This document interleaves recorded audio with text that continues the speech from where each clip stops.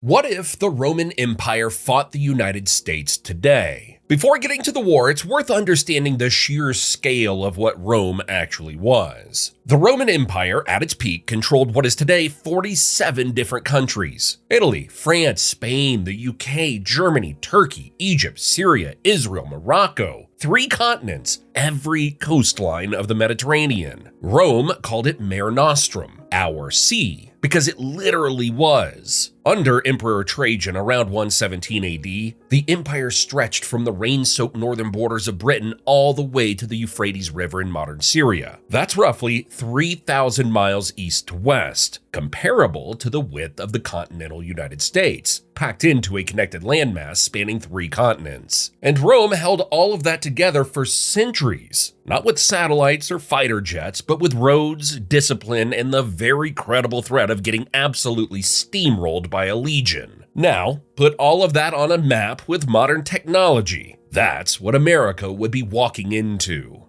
Money. The first thing the US would likely lose in this war isn't a battle. It's the assumption that it's the richest player in the room. The best economic estimates put Rome controlling somewhere between 25 and 30% of total world output at its peak. World GDP today sits around $110 trillion.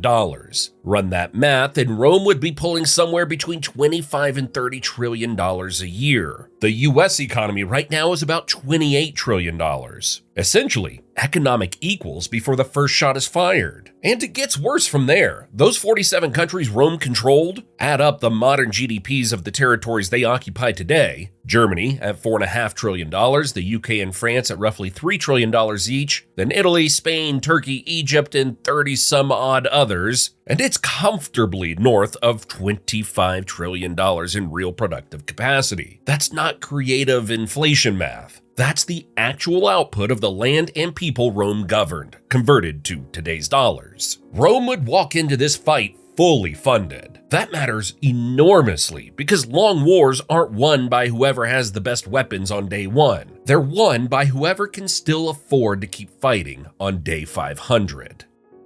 Army. At its peak, Rome maintained a standing professional army of around 450,000 men. Not weekend warriors, not conscripts dragged in for a campaign. Full-time, paid, trained, career soldiers. Something almost no civilization had pulled off before Rome made it standard practice. Scale that same military proportion to the modern population of these territories and it lands comfortably over 6 million active duty troops. Roughly the Chinese and Indian militaries combined, with the organizational discipline of the US Army baked into the culture from birth. The number alone is striking, but it's not even the most dangerous part. Rome's entire competitive edge was engineering and logistics. They didn't just fight wars, they built roads to reach battlefields faster than any enemy anticipated, constructed fully fortified positions every night in hostile territory, and maintained supply lines that functioned reliably across thousands of miles. That same doctrine applied to a modern military budget would likely produce the world's most resilient combat infrastructure. A force that doesn't outspin the enemy so much as it simply outlasts them on every front simultaneously. Then there's the nuclear question. A modern Rome would almost certainly carry a serious arsenal. Rome's strategic tradition was built in 2 distinct phases. First, the limes, the vast network of frontier walls, forts, and watchtowers designed specifically to deter threats before they become conflicts. Deterrence was always phase 1. But when deterrence failed, Rome didn't use force to negotiate. They used force to completely dismantle the threat and make sure it never came back. Most nuclear states treat their warheads purely as a shield. Rome would probably treat them both as a shield and, if pushed far enough, a sword.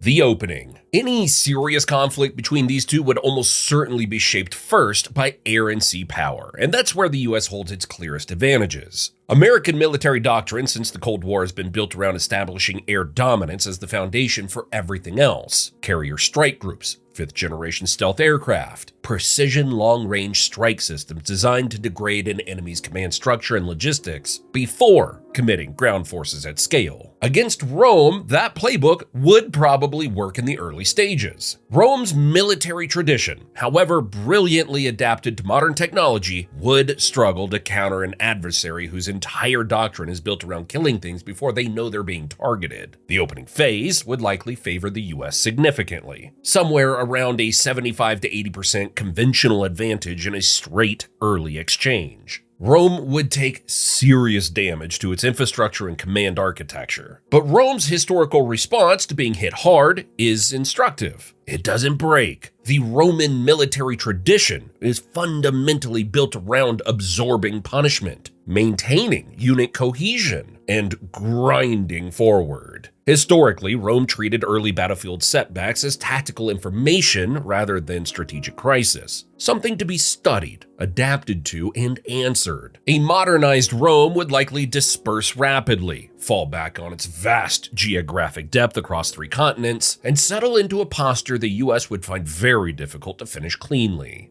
47 countries worth of territory is an enormous amount of ground to simultaneously hold at risk.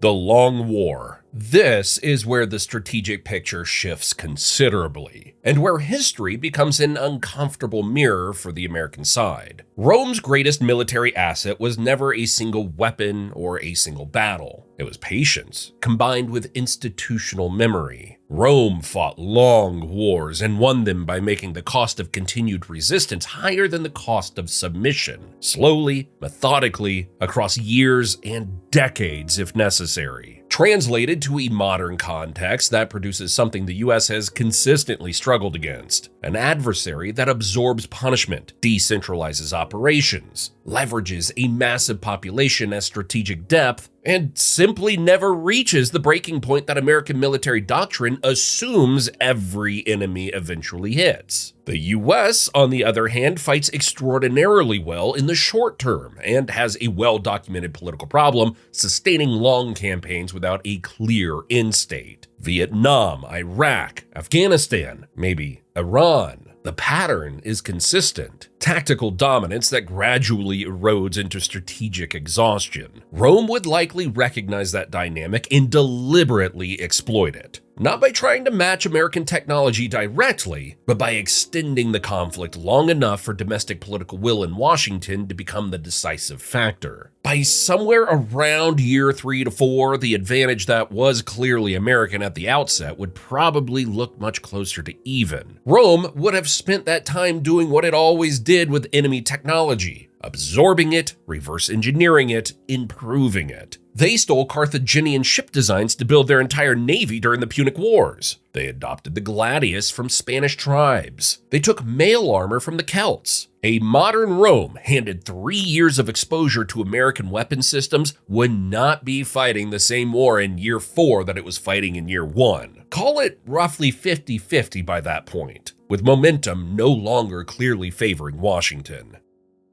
The deal. At some point, both sides would probably reach the same conclusion simultaneously. Rome, historically, preferred client relationships over permanent occupation. It's largely how it managed dozens of countries at once without collapsing under its own weight. America has consistently preferred influence and economic leverage over indefinite military presence. Both doctrines point toward the same exit. Not a surrender, not a decisive victory, but a negotiated arrangement that lets both sides claim enough to justify stopping. Rome would likely consolidate dominance over the Mediterranean and everything east. America would retain the Western Hemisphere and the Pacific. A cold, formal, mutually suspicious peace would probably follow. 2 civilizations that are more similar than either would be comfortable admitting, dividing a world neither one could fully control alone. Which honestly sounds less like a hypothetical and more like a description of something that's already happened at least once. And if you want to see what happens to NATO if America walks away, that video is right here. Thanks for watching.